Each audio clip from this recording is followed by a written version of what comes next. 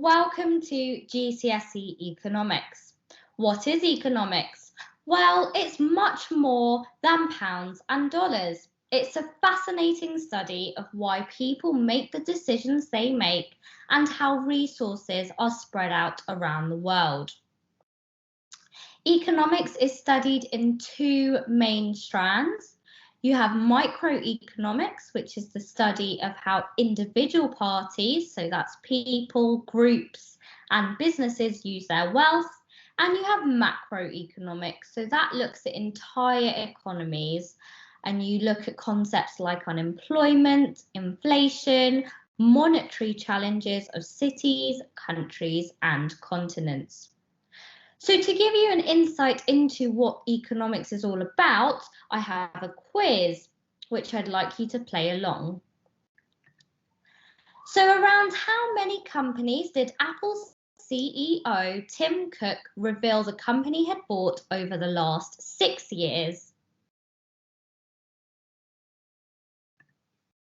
It's 100.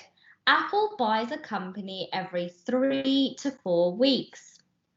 What does this highlight? Well, we can ask the questions in economics about why firms innovate. Why do firms like Apple want to control the market?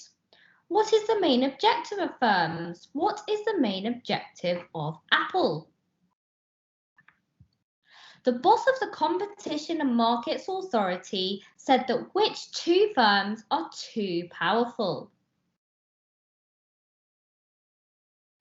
The correct answer is Google and Facebook. This answer really highlights some key issues and questions in economics. Why are some firms more powerful than others? How do firms control the market? Can other firms actually compete with Google and Facebook? Which chocolate was accused of shrinkflation as their packets got smaller? The correct answer is Cadbury's. We all do love a bit of Cadbury's chocolate. So they sold in multi-packs previously, but they'll actually shrink by the end of 2021 to reduce their calorie count. Now, although the weight of their products will be reduced, the price will not be reduced at the same time. So this raises particular questions about the pricing and the objectives of the government. Does the government want to help people become healthy, or do they want to keep their prices high? What is the objective of the government? How are these prices actually determined?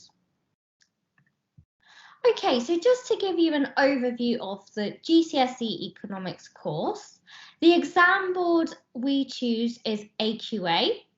And in year 9, we will start to study the economic foundations, resource allocation, we'll look at how prices are determined, look at production, costs, revenue and profits, and the difference between concentrated and competitive markets, and also market failure.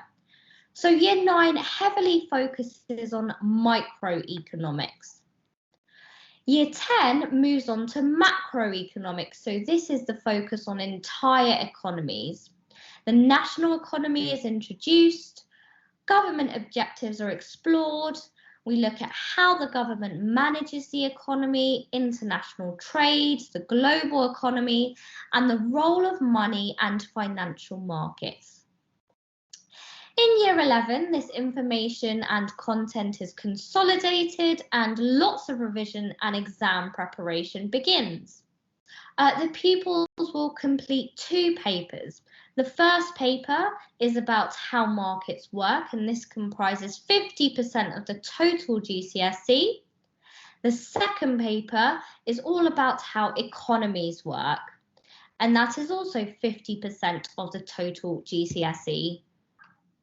So what skills are actually learned during the GCSE economics course? Problem solving is definitely one of them, and this will actually help you in other subjects. So when lockdown restrictions ease, should the government bring back the Eat Out to Help Out scheme? We will learn how to solve this problem. We will look at the advantages and disadvantages of bringing back the Eat Out to Help Out scheme. Analysis is the second skill learnt in GCSE economics. You will learn to draw conclusions and make informed decisions. So, for example, a Colgate toothpaste TV advert promised to instantly repair teeth, but it's actually been banned for being misleading. It's the 9th Colgate advert to be banned in 7 years. Colgate does repair the enamel, but not the whole tooth. So this advert was actually incredibly misleading. So you will learn to draw conclusions from adverts and information like this. You will be able to come up with a decision about this advert and whether it will help the public or whether it's actually quite misleading. You will also practice communication skills, and that's not only written but verbal too. So I have this statistic here about wealth in Great Britain, which is even more unequally divided than income. In 2016, the Office of National Statistics calculated that the richest 10% of households hold 44% of all wealth. The poorest 50%, by contrast, own just 9%. So you will learn to communicate this data and you will learn how to explain why these trends exist. The final skill learned in economics is cultural awareness, and this is a really important one. You will learn how different cultures perceive social, political, and economic events. For example, North Korea, it's a command economy. So this means that everything is controlled by the government. Not only their economy, but their haircuts too, as you can see from the poster in the presentation. So in summary, why study GCSE economics? First of all, GCSE economics and economics as a subject is a real world subject.